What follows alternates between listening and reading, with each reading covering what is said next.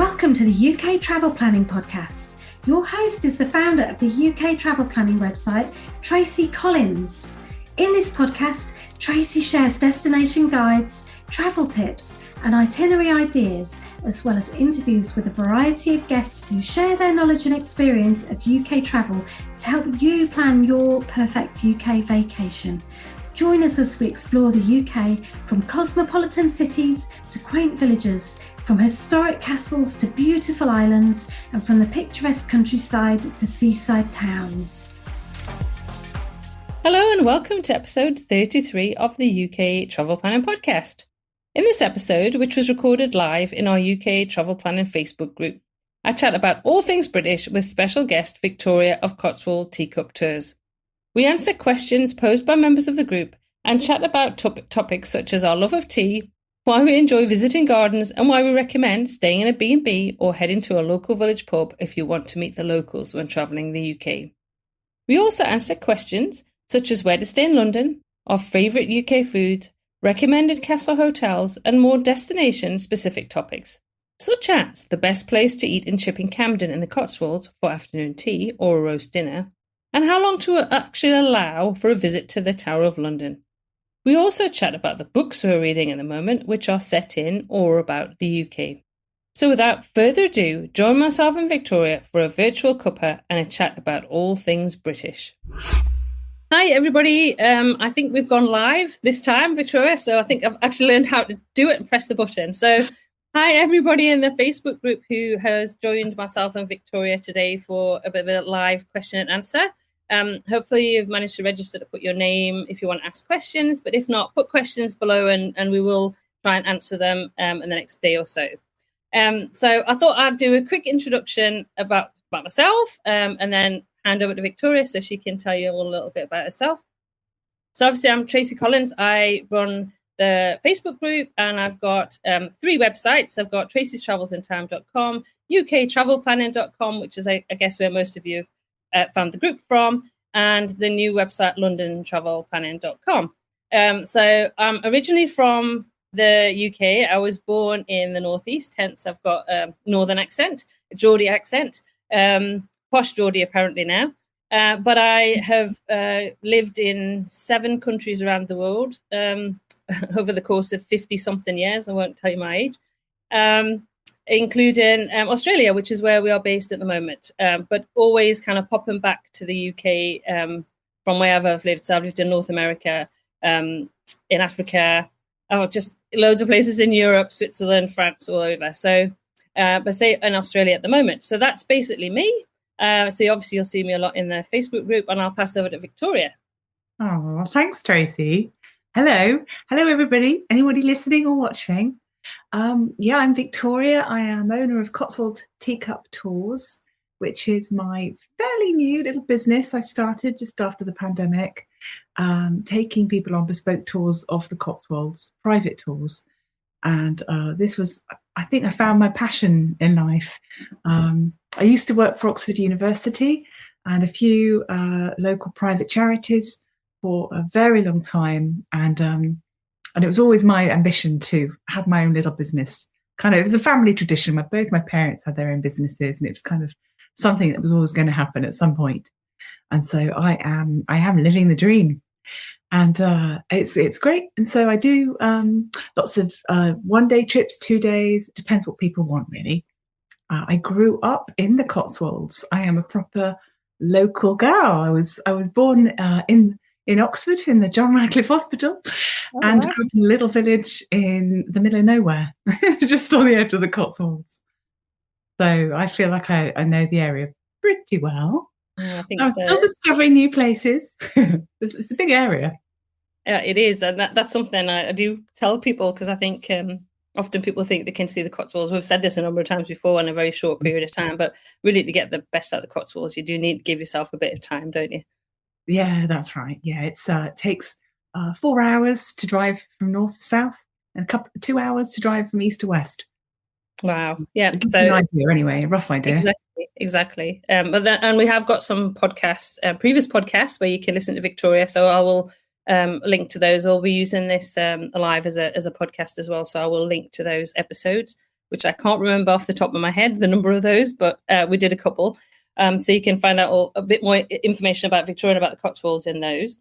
So we did receive some questions for this live, so that was great. So I think we'll launch into the questions. We're going to do it as a conversation, and kind of we've had a look at the questions and just kind of chat through it and give you what we think, or what our thoughts are on them. So the first lot of questions are from Robbie.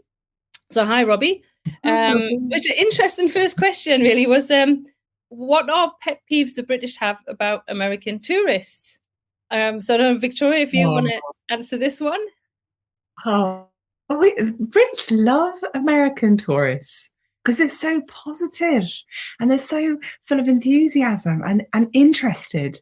When I'm touring with American guests, and I just watch how they interact with the different shop owners, different businesses, or the locals, and everyone's always interested, slightly curious. This is the Brits are curious about the Americans and want to know, how long you're here for and where are you staying, and it's a genuine warmth. Okay, I'll be honest, there have been a couple of occasions, a couple of cringe moments when I had to maybe suggest that people don't put their hands up against private windows of houses and peer in, which is slightly awkward. But no, I don't know too many peeves. No, I don't. I couldn't think of anything. I mean, I think there's a kind of reputation about Americans being quite loud, but like I'm loud, and this is about individuals anyway. So like I think it's sometimes. I have to, because I am so loud, I have to be really conscious of kind of the environment I'm in. So I guess that's something I would say is just be conscious. Like if you're on a train and it's a quiet carriage, I try to keep my voice down. I say I've got a loud voice anyway. But I think it's about individuals. Like I don't think that there's any kind of, I don't use any kind of stereotypical ideas, because I think we enjoy meeting people from different nationalities and answering the questions, and instead there's always that interest. I always want to know where they're from. It's like I'm also learning a lot about Americans with doing our itinerary consults, like all these different places that I didn't know. So I think it's what's really good is that that enthusiasm and wanting to also to share a little bit about where they're from, which is really cool. Yeah. And actually, Robbie asked about the reputation about British people being reserved. And that being put off by the enthusiasm, and again, it's about individuals, because I can be quite reserved in some situations, but I'm pretty loud. I'm pretty confident. I guess. I look forward to seeing that side of you, Tracy. What, being quiet and reserved?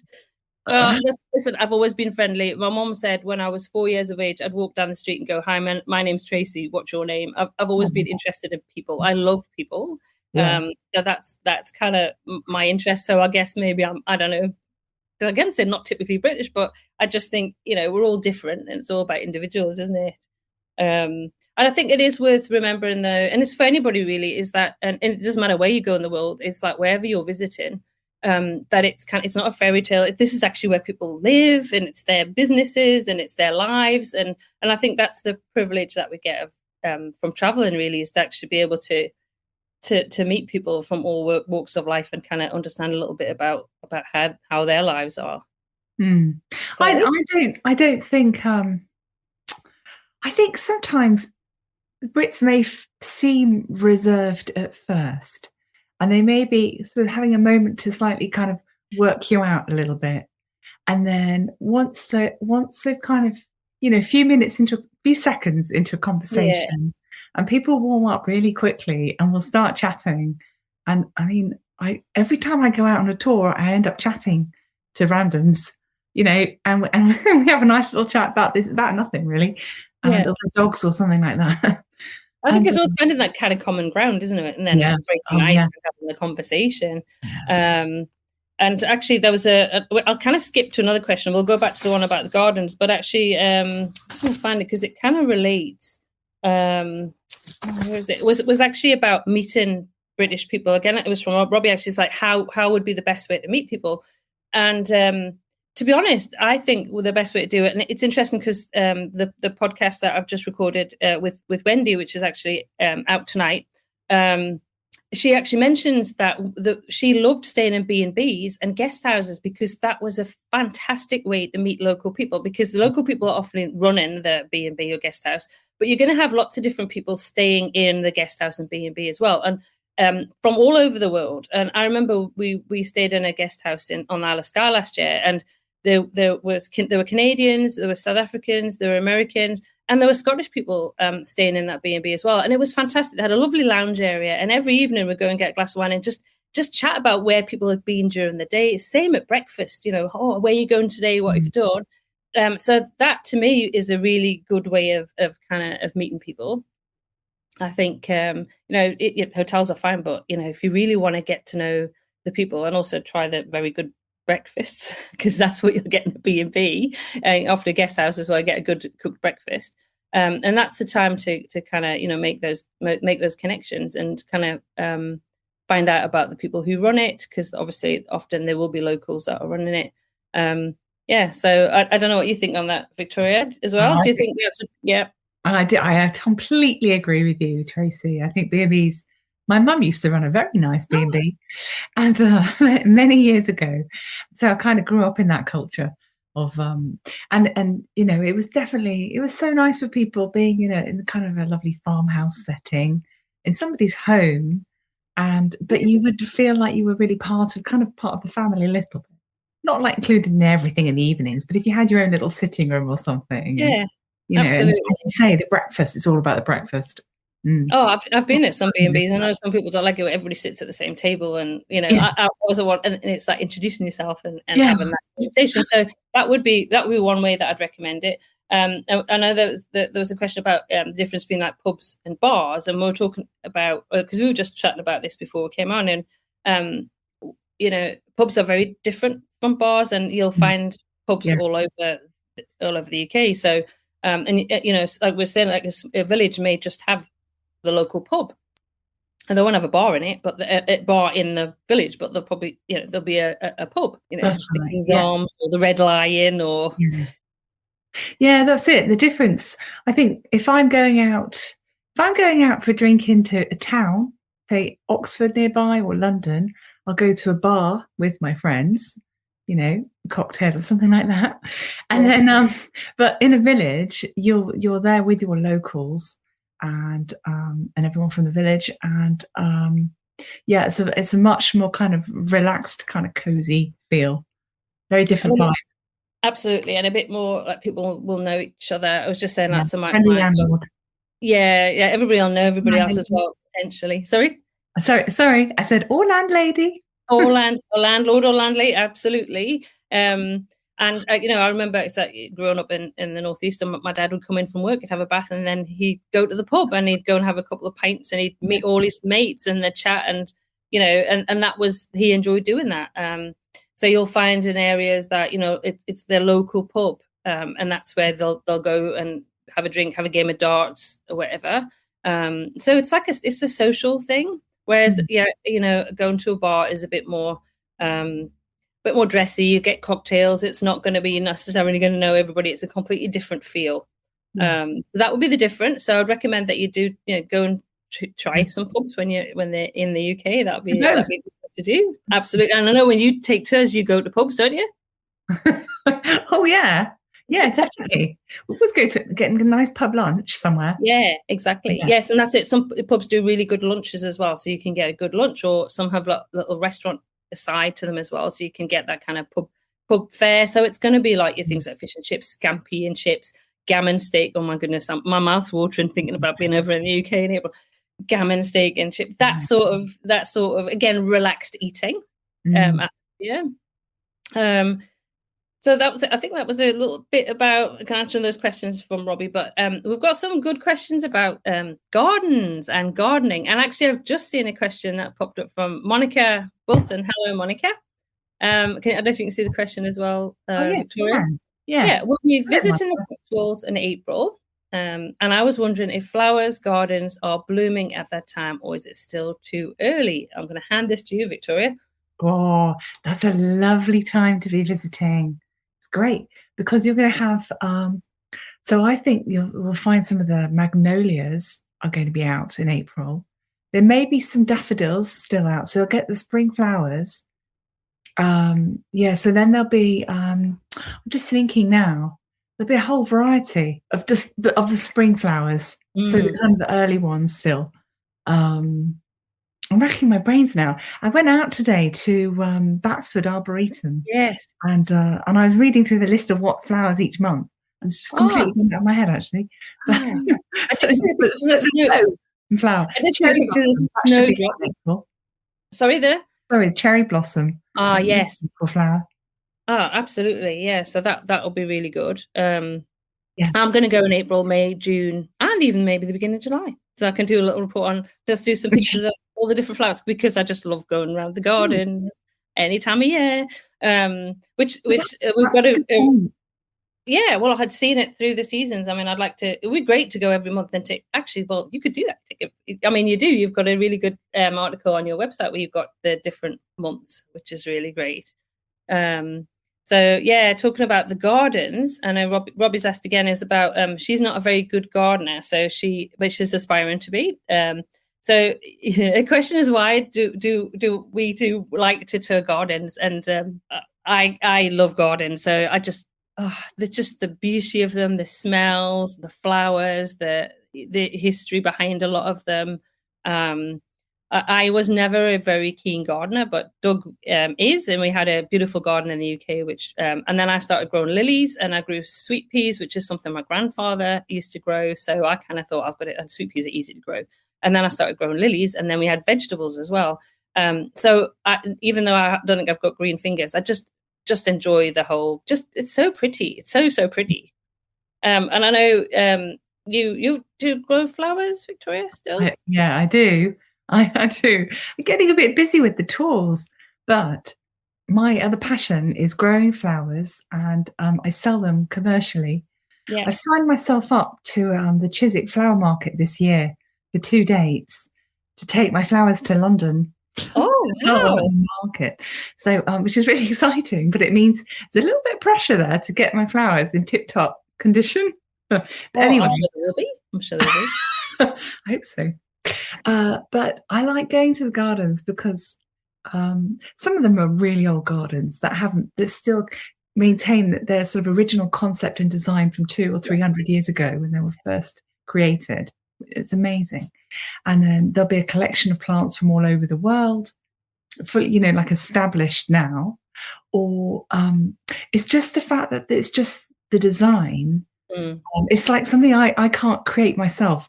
I'm not very good at designing a garden. Everything's a bit hodgepodge and a bit of a mess in my garden. But I love seeing how the experts do it. Oh, and it's and every garden you go to is different. You've got the kind of cottage gardens. If you go to Kifscote, you've got all the roses, which are amazing, and you get the different themed gardens at Hidcote and all. I love it. I could happily every day just go to a different, tour the UK and just visit a different garden because. And I've got so many videos and photos from last year, and that's one thing I'm really looking forward to doing in the Cotswolds this year. It is just, and wisteria. I love wisteria over old buildings. And I think wisteria will be out April, beginning of May. You get the wisteria. May time, I think. May time, yeah. So I think that'll be amazing. We've got another couple of questions popped up, so we'll quickly have a look at those. So we've got, how does one travel the Cotswolds? Can you go from town to town if you don't have a car, or should I go with a tour group? Yeah. Well, Cotswolds isn't easy to get around particularly, is it? There is a village bus. So you could catch the train from London, Paddington, to Morton in Marsh, and there is a village bus, and that goes around to Stow-on-the-Wold and lots of tiny little villages, but there's a timetable online, so you can research where it goes. But it's not, it's not like the most reliable system. It's good, though. It is good, and they are regular. It's just, you might be waiting a little bit, that's all. Yeah, I guess it depends like how much time. If you're going to base yourself in the Cotswolds for a bit, then you could probably do that. If you wanted to go, we're talking earlier about how big it is that your best bet is probably to book a tour. And obviously Victoria does tours in the Cotswolds, so you can always talk to Victoria. Hers are private tours, so she can kind of tailor make them to exactly what you want. So if you're interested in the gardens, if you want to see some of the quaint villages, and believe me, you'll drive through, and I've seen thatched cottages, and I go, well, it can't get any prettier than this. And then you drive through, and you're like, oh wow, it just got prettier. And then it gets prettier, and then I just take more photos. I should share some of these in the group, actually, because it's just, I couldn't afford one of these houses, but I just look and go, wow. They're the quintessential roses around the door cottage. Yeah, they are. Just stunning. So you could do the public transport if you really want to. It would be a bit more logistically. You'd have to think about working that out. And I know there are some tours that, because we stayed in Bolton on the Water last year, and there were some tours that people were walking, and they were basically, the company was moving the luggage from hotel to hotel. So I know that some people do go to the Cotswolds to walk, actually. And then we have got a question. I know somebody's asked about London. I will go back to that one in a bit, Elizabeth. So Monica is staying in Chipping Camden for 3 days, and she wants to do some hiking and walking.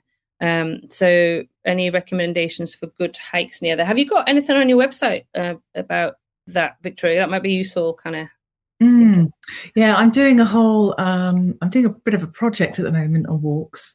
Yeah. But Chipping Camden is depending on which way you look at it, is the end or the starting point of the Cotswold Way, which is about a 5-day walk across England to Bath from Chipping Camden. Wow. Yeah. So you could do a little bit of the Cotswold Way, but there's some great maps. So you could get a map and then do a nice loop or something. There'll be some great walks to do. But we have ordnance survey maps, they're called, and then you can track your route that you want to take. I think there's some useful apps as well, because I've got a friend who's a walker in the UK, and I'll get a link to the apps that he recommended that might be worth also looking at. I would say I did a walk the other day, and I had an app, but I still managed to get myself lost. So I really needed a map as well. Oh yes, you did a map. I was thinking more for planning. Oh yes, I would never go anywhere without a map. Yeah. I have to have because you just never, your phone conks out, you lose your signal, whatever. Yeah. I'm like, whatever. I have paper of everything. Even if I go on holiday, I have everything on my phone, but I also have a paper copy. I've learned, and anything can happen to your phone. So I think that's definitely worth doing. So I'm just having a look at what other questions we've got. We'll ask about food. And I will go back to the London question, I promise, Elizabeth. I know you're probably waiting patiently. So are fish and chips the national favourite meal? What is pub fare? And there was a bit, again, about pubs, which I think we've answered. So fish and chips. Well, national dishes, I don't know. Fish and chips, bangers and mash, haggis, nips and tatties.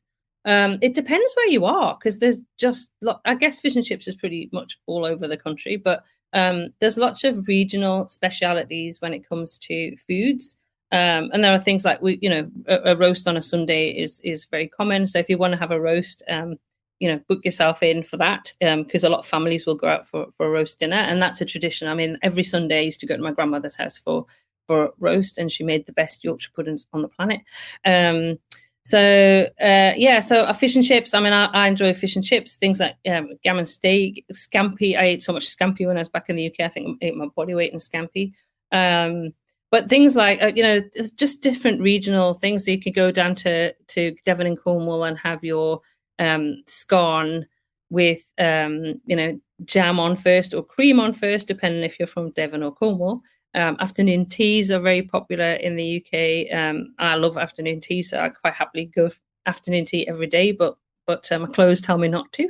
But do you bake or cook anything that you would consider kind of like favorite meal or dish or cake? Victoria sponge cake. I can hear Doug kind of going, Victoria sponge cake. Yeah, well, this week I've made a nice fish pie with mashed potato topping, and then I made a cottage pie. So that was minced lamb with mashed potato topping, bit of a theme. Yes, bit of stodge in the wintertime. you need it.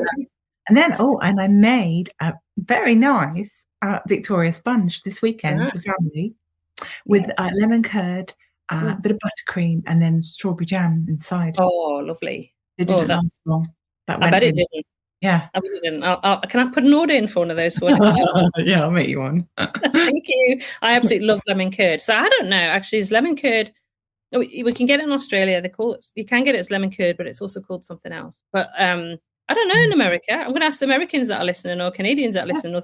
Didn't you get lemon curd in America? I don't know. I absolutely love what we're talking about. Yeah, you might go. Actually, I have a picture of myself I shared a video yesterday in the group of myself and Doug last year and Sally Lunn's in Bath, because we popped in for a cup of tea and a Sally Lunn's bun. And I have that with lemon curd. So I will put that picture in the group later, because that somebody said you can buy a jar of lemon curd. Yay. That's good to know, because I'm going to be over in the States later on in the year, so that means I don't need to bring any.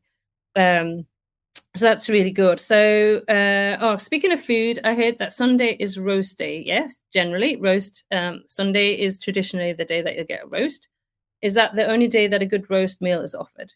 No, you can get a roast most places. Can get a roast. You can get, there's places called carveries in the UK, so you can go in and basically they'll give you a choice of a few different meats, and then you get your vegetables and your potatoes, and you kind of go down the line. The meat. Yeah, I love carveries. Yeah. You go down the line, and then you kind of choose what vegetables and stuff you want to go. But they're a really good place to go if not on it. Well, you can go there on a Sunday, but they're generally all week.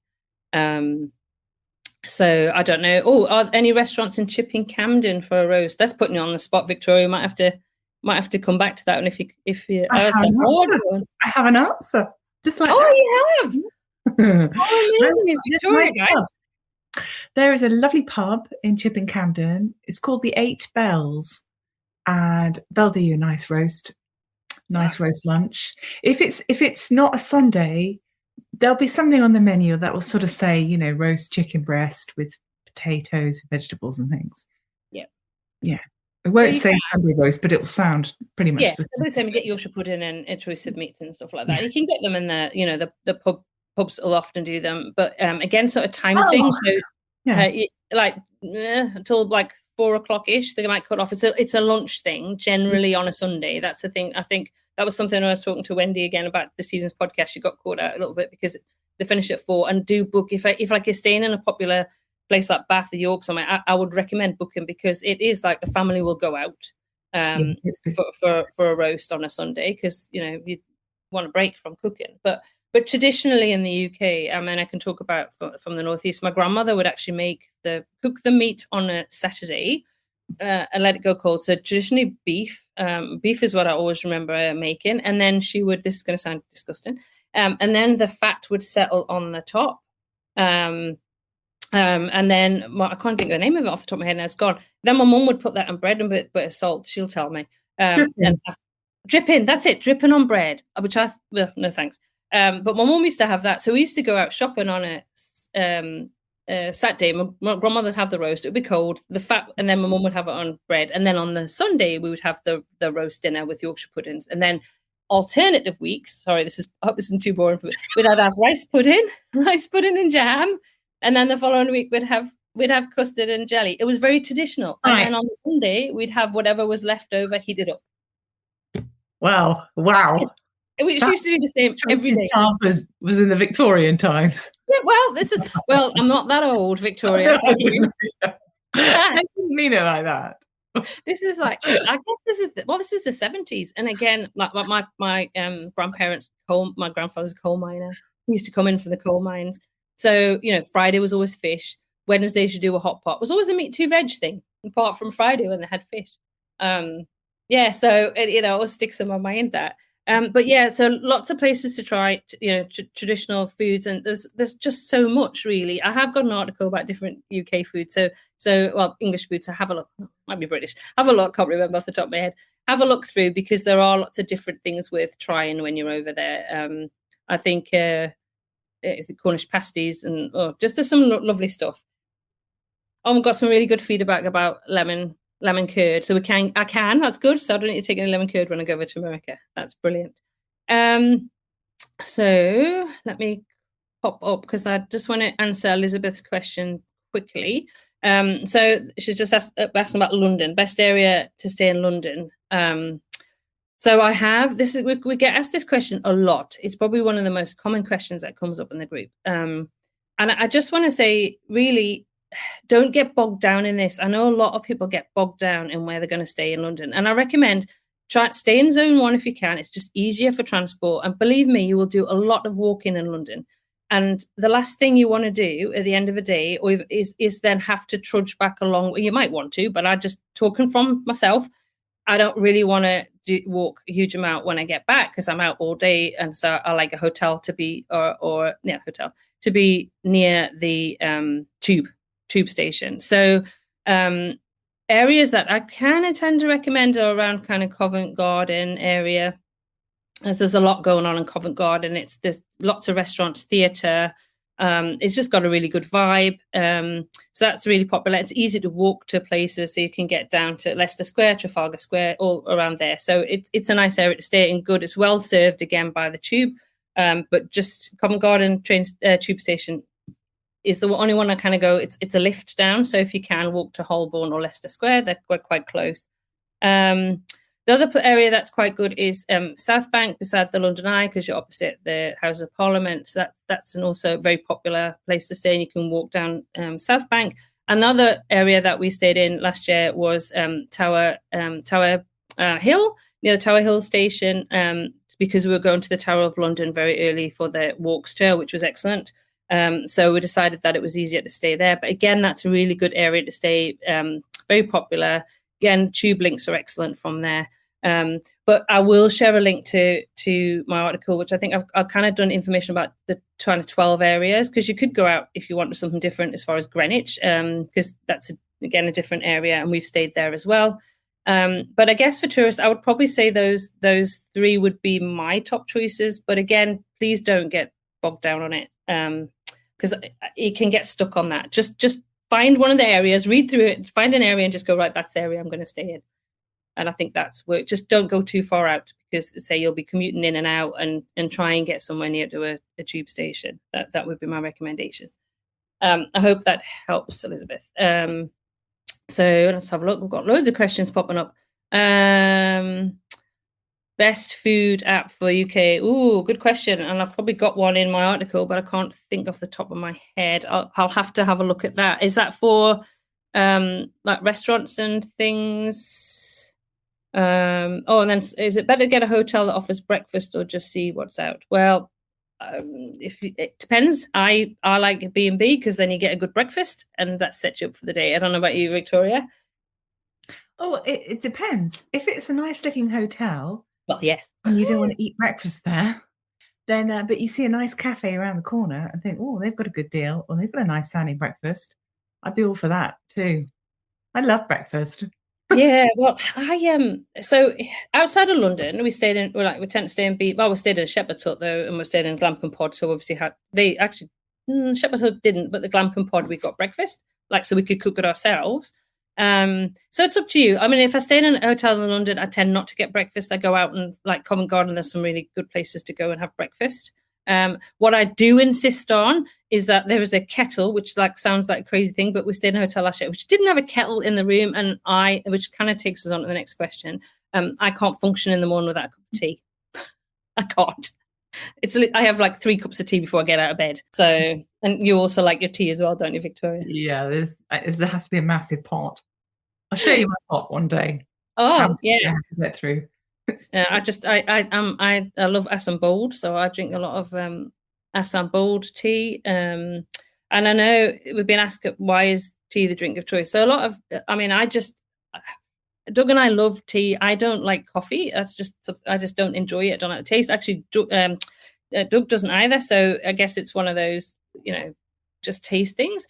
I know you did a little bit of research on this, Victoria. You were saying that how many million cups were consumed every day? Was it crazy?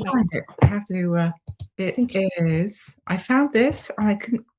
I was very surprised. Now I've just lost it. 100 million cups of tea are consumed daily in the UK. And we are the third largest tea drinking nation behind Turkey and the Republic of Ireland. Huh. Well, I believe when I'm there, April, May, June, we will be the top tea drinking nation because I drink that much. And I think I could probably drink 100 million myself. Honestly, I absolutely love it. So I don't know. I just think, again, I grew up that I can't remember my grandparents. So my grandparents had a lot of influence in my early life. I can't remember my grandparents ever drinking coffee, to be honest. I think it was, we're talking late 60s and 70s, and it was always tea. And I've just always loved tea since. So any of you who watch Ted Lasso will kind of understand the brown water thing, which is how I feel about coffee, actually. So you drink a lot of tea, don't you, as well, Victoria? I mean, you're a first thing in the morning cup of tea, or are you a coffee? I'm a tea and a coffee girl. Okay. Throughout the day. Yeah. Keep me top. I'll be fine. The app request was about finding restaurants and making reservations. Yeah. I can't remember off the top of my head. I will find that information out, and I'll link to that, because there are a few, and I'll just have to double check which is kind of the recommended one at the moment. What was the next? Oh yes. So Monica's asking, Victoria, do you have a recommended high tea in or near Chipping Camden? And actually, there's a difference between high tea and afternoon tea, which comes up quite a lot. Yeah, that's true. Afternoon tea is, well, in the afternoon, but it will be, so that might just be scones and cream and jam with a pot of tea, or it might be, your tiers of cakes. The bottom tier will be cakes. Nope, got that wrong. Sandwiches. Yeah. And then the next tier will be cakes, and then the top tier will be the scones. And so high tea is something that happens, that's kind of like sort of a supper. So that would be sort of 5 or 6 p.m, maybe a bit of cheese on toast, kind of little sandwiches type thing. Don't think we really do that anymore. It sounds very Mary Poppins. Yeah, I think, again, that would be something that my grandparents did, because they're small meals. They're kind of 9 o'clock. I mean, honestly, regimented. 9 o'clock, 12 o'clock, 4 o'clock, 9 o'clock. Those were the times they ate. Yeah, so that 4 o'clock one would have been probably a couple of slices of bread with some jam or fruit or whatever, and then a cup of tea. So yeah, that. But high tea is like a kind of small meal. So I guess, Monica, is it I guess afternoon tea probably that you have to near Chipping Camden. I would recommend you'll find the Bantam tea rooms in Chipping Camden. They're right on the high street. You'll see them really easily, and it's a lovely little tea room. Really good cake in there. Great carrot cake. Brilliant. I think Monica's looking forward to that. Well, like I said, it was a fantastic time. Then we've got a question about combat and jet lag. Oh, okay. So I guess this is something that we deal with a lot, because obviously we're flying over from Australia. So at the moment we're 10 hours ahead. So poor Victoria, I don't know what time it is there. It's nearly midnight, is it? So jet lag. So I've found the best way is to try to slip into the time zone that you are in. So to try and stay awake all day if you can. So generally the flights from Australia get in, I'm trying to think, sort of 11, 12, because I usually fly into Birmingham. And I do my absolute utmost to stay awake and stay in the time zone that I'm in. And I was a nanny in the 80s and 90s, early 90s. And I remember a guy that was flying all over the world. And that's what he did. That was his advice to me. Because I remember him flying in from Japan one night, and he's like, no, I need to, he's going to go to the gym and make sure that he then would go to bed, because he would tire himself out, because he just needed to get into that time zone. So that try and sleep on the plane if you can. And I know that's easier said than done when it's a long flight. And we certainly know from Australia, because we're talking 21 to 23 hours. It's a long time that you're flying. But again, just trying to slot into the time zone if you can. So if you arrive in early in the morning, another thing that I do recommend is, say if you arrive in early on, is if you can book the hotel or the night before as well. So you're not waiting until 2, 3, whatever in the afternoon. I mean, some you can talk to and they might let you in a little bit earlier. Then you can get in your room and you can have a shower and then at least refresh yourself and then get out, do a little bit of walking. Don't over plan that first day.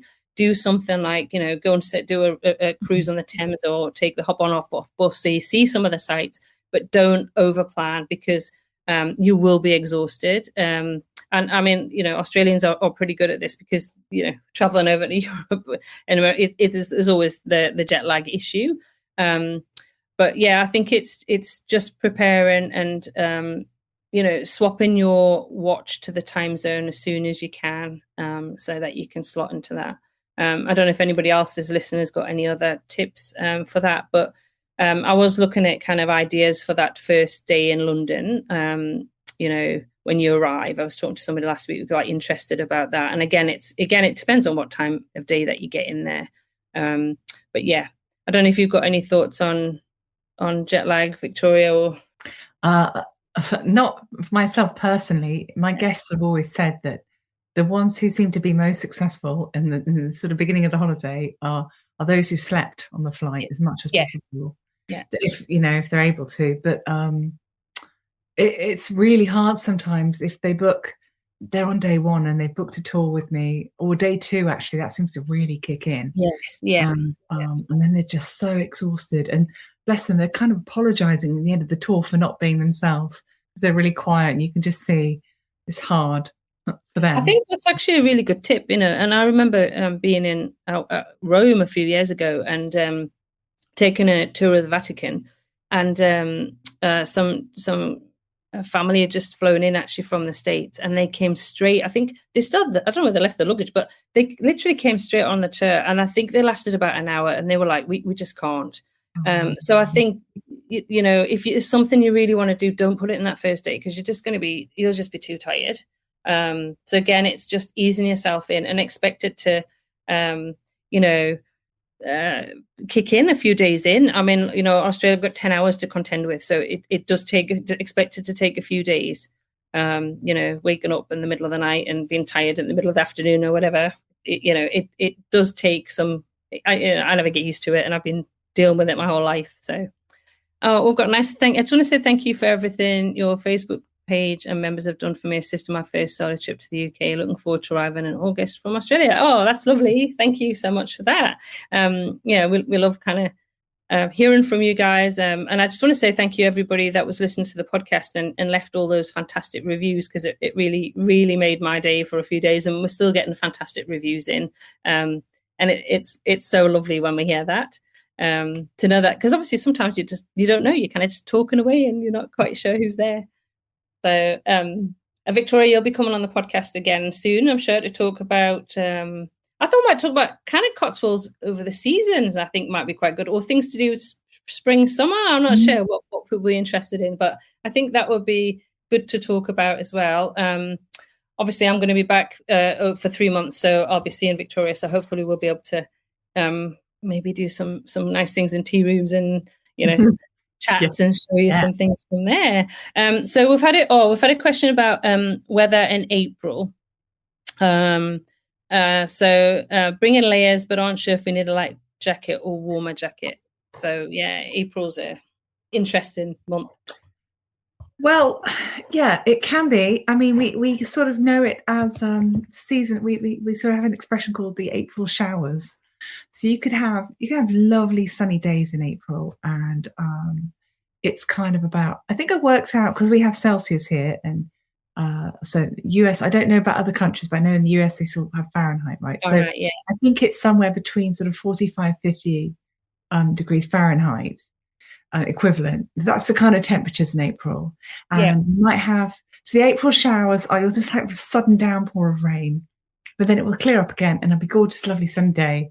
And then about half an hour later, there might be another downpour. Yeah. So just layer up and, take your Mac with you. Yeah. And be prepared for that. Absolutely. Yeah, that's it. And I think I'd say that for any time that you visit, really, it's like you need to consider the layers, don't you? Because it can be, I was just, actually somebody asked in the group this morning, I remember in March, sitting in our garden in a t-shirt and sunglasses and sun cream and a deck chair because it was so warm and it's so hot. Where the next March it might be frost still on the ground.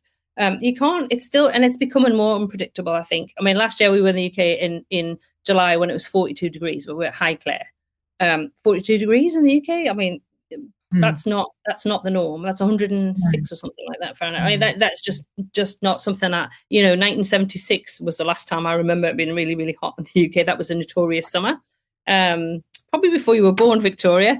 But so it's really difficult. I think we were up in Scotland in May and it was freezing. So you've got to think as well where you're going, because the further north you go, generally the colder it's going to be. Yeah, so the south you are, the milder it is. And actually, to be honest, if you're visiting in the winter, I prefer it when it's colder because it tends to be cold and crisp. Where if it's a bit warmer, that's when you get the damp and the rain. So difficult. Just bring layers. I have vest tops, t-shirts, and then a thin jacket. I have a scarf. There's pictures when I was back in the UK, and I'll be back in April this year. I arrived back on the 11th, so I'll do what I did last year and do a little bit of this is what I'm wearing today. I'm not going to help you if you're arriving before me, but I will try and sort of reflect what the weather's like. So then also, I think it's Robbie actually again. So she's gone to the London Philharmonic, if I can pronounce it. Should be dressed up or is casual dress okay? So I think it's just, I think you put some notes in about casual dress is okay, but I think it's probably fine, but just but not jeans or trainers, maybe. Yeah. I mean, there's no rule about it. It's just nice to know. Yeah. I think so. It's always just worth checking if there's any dress codes for any of the places that you plan to visit, like afternoon teas and that and stuff like that. It's just worth. We went to the Shard for afternoon tea, so I did put a dress on and sandals. It was a bit more dressier. But some places are a little bit more relaxed, and some places I'm going to take my mum to the Ritz. I hope she's not going to listen to this for her birthday, mate. It's a very special birthday for mum, so I've decided that this is the time to go to the Ritz. So hopefully I'll be able to show you kind of what it's like at the Ritz for afternoon tea. I'm trying to think. Oh, here we go. We've got some more questions. So for Windsor, is that a whole day trip? Can you see when Queen Elizabeth is buried? Windsor, you can spend the whole day because you can go and have a look around Windsor itself. Yes, you can see where the Queen, the late Queen, is buried. It's in St. George's Chapel. You just do check that the days that is open, because I'm trying to think off the top of my head, because it's closed a couple of days of the week, and I should remember, but there's so many different opening and closed days. So they have got an article about that. But if it's a nice day, yes, head out to Windsor. Go there for the changing of the guard, which is around 11 o'clock. I think some days I've got some pictures and videos of that. Do pay to go and see Queen Mary's Doll's House, which is fantastic, amazing to see. Yes, and I can imagine that actually Windsor's going to be quite popular this year because a lot of people want to go and pay their respects to the late Queen. So, and I certainly will be going. So that is worth something that if you want to plan to visit Windsor, just consider, tickets and planning ahead when they're available, so that you can do that. I found Windsor, I don't particularly like headphones because I like to talk to people as you would imagine, when I go around. But at Windsor, it is earphones to have a look at the rooms. I guess it's just that they don't put information up because it's a working castle. So I guess they can't because they've got an official event that have to move everything out. But there are curators you can talk to in each of the different rooms. So I'd go there. We went there for about 10, walked up, sat and waited for the change of the guard. Actually went and we had breakfast first there. There's a crooked house you can go and see in Windsor. There's lots of other things to go and see in Windsor as well as a castle. So if you want to plan a day, give yourself the day. It's worth it. I'm trying to think and other places to go actually on day trips, because we've got loads of information about that. Somewhere like Hampton Court is an easy day trip as well. So if you're interested in Hampton Court, you can go down there from Waterloo, use your Oyster card or contactless to get down there. So that's another really good day trip. So since we'll be in London So this Monica, since we'll be in London the week before the coronation, will it be crowded and lots of places closed? Good question. And I'm just doing a bit of research on this. What's the feeling in the UK at the minute about the coronation? I think it's going to be a bit more low key, or is it not going to get away with it being low key? I don't know. The Jubilee last year was amazing, and it was huge, and all the street parties that took place and everyone decorating. I like to think it's going to be the same kind of atmosphere. I think it's Charles that wants it to be. Should I call him King Charles now? I feel like that it needs it to be. We wanted it to be low key, but it's pomp and ceremony, so there's going to be pomp and ceremony. Yes, places will be closed because of preparation. Now I know that because I did an article yesterday about Westminster Abbey that's closed from about the 23rd of April, so I would assume that's not going to be open certainly not until the 6th or 7th of May, because that's where the coronation will be held. I did share an article yesterday, and there's a picture of the coronation chair. I've shared a lot of information about Westminster Abbey. Highly recommend that you do visit if you go in before that date or after that date when it opens, to go and see the coronation chair. It's absolutely fascinating. I mean, it's been used since 13 something to crown kings and queens of England. I mean, wow. Yeah. It's and I'm British, and I still go, wow. It's crazy. It's incredible. You've had a question about private tours just for 2 people, 5 days. I think you do, but I can't answer for you. I do. That's a yes and a yes. I do them for 2 people, 5 days. Depends because I'm getting. Yes, you're busy, aren't you? Yeah, actually, that's something I'm just going to say in this. Take the opportunity to stay in this live. That there was only Victoria that's doing the tours so that's Victoria's business. So you need to book with Victoria, and you need to do that fairly soon, because I know that you've had lots of inquiries and lots of bookings already, Victoria, which is fantastic. I hope you can fit me when I'm over there. I know. I hope so too. We need to. I know. Maybe we need to get some dates together. I was just thinking that. I'm like, oh no, I don't want to be over there for 3 months and you're fully booked the entire time. I'd be very sad. No, it would definitely make it happen, Tracy. We've got to. That's good. That's good. With your evening tours or whatever it takes. Breakfast absolutely. tours. Well, I've got to go and have pub. I've got pubs already. Kind of thought of pubs, and nice meal, afternoon tea, that sort of thing. Will be really good. I love the Cotswolds anyway. I'm very very jealous that you live there. Somebody has asked. I've just seen the question about castles. Okay, if you stay at one castle in England, which would it be? Oh, that's a good question. I'm a scaredy cat. I'm going to admit that, and I don't know. Yeah, I am. Like, I don't know.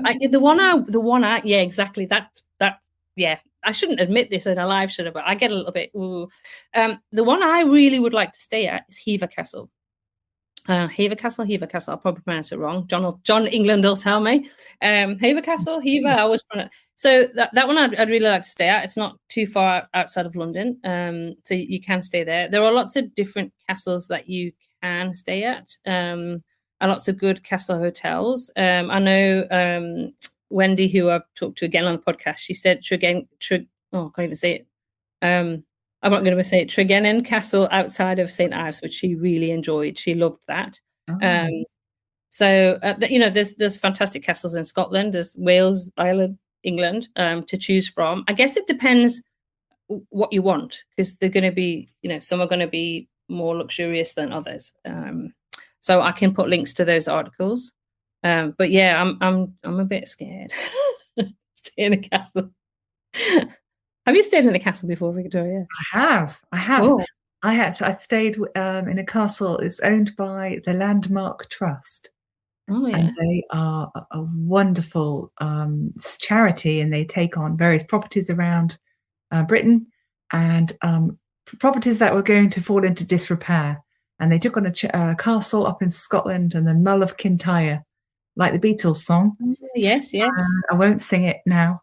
Please don't. But I stayed in that castle, and I had an 18-month-old with me at the time who wanted sort of, heated milk in the middle of the night. And I was like, I don't want to go down those stairs to the kitchen on my own in the middle of the night. It's not just me. It's not just me. I was a chicken. So I took a flask and it was fine. I do that as well. And it's great. It's great to go and find a castle and stay in one. Yeah, well, I have to say, I am looking at Hever, how I pronounce it, but Hever, I think. Hever. I'm sure it's Hever. What John England said. Yeah, yeah. I think John might say Hever. Ooh, I'm going to ask John. Sorry, John. Yeah, I need to go and stay in one. I do, but I just, as I say, I just get a bit nervous. But there's lots to choose from with it, and just check out the reviews before you choose one. And then we've got a question about Tower of London. I've read that you can spend a lot of time at the Tower of London. How much time would you schedule? 4 hours, I would say, really.